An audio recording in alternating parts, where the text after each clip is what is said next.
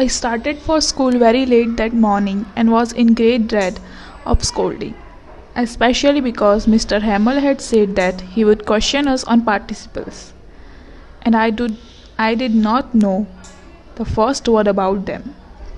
For a moment, I thought running away and spending the day out of doors. It was so warm, so bright.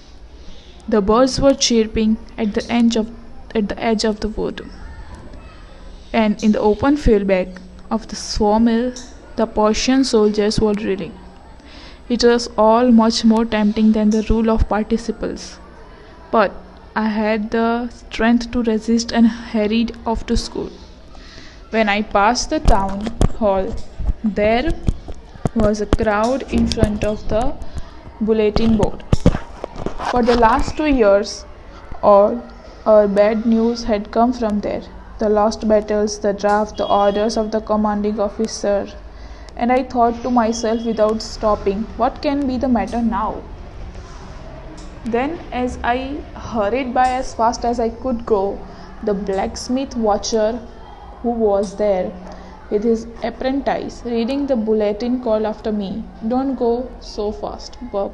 You will get to your school in plenty of time."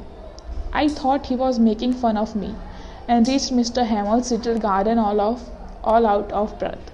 Usually when school began, there was a great bustle, which could be heard out in the street, the opening and closing of desks. Lessons repeated in unison, very loud with our hands over our ears to understand better. And the teacher's great ruler rapping on the table. But now it was also still. I had counted on the commotion to get to my desk without being seen. But of course, that day everything had to be as quiet as Sunday morning. Through the window, I saw my classmates already in their places, and Mr. Hamel walking up and down with his terrible iron ruler under his arm. I had to open the door and go in before everybody. You can imagine how I blushed and how frightened I was. But nothing happened. Mr. Hamel saw me and said very kindly, "Go to your place quickly, little friends. We are beginning without you." I jumped over the bench and sat down at my desk.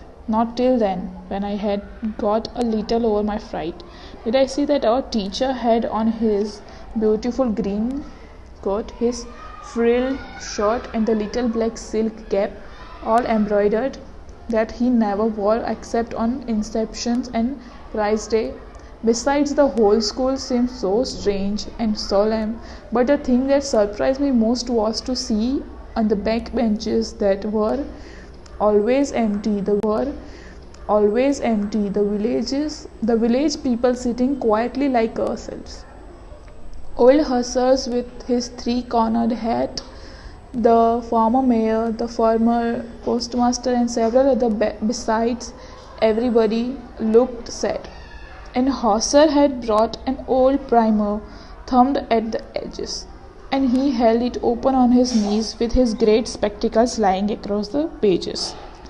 While I was wondering about it all, Mr. Hamel mounted his chair and in the same grave and gentle tone which he had used to me said, "My children, this is the last lesson I shall give you. The order has come from the Berlin to teach only German in the schools of Alsace and Lorraine. The new master comes tomorrow. This is your last French lesson. I want you to be very attentive." What a thunderclap these words were to me. Oh, the wretches, that was what they had put up at the town hall.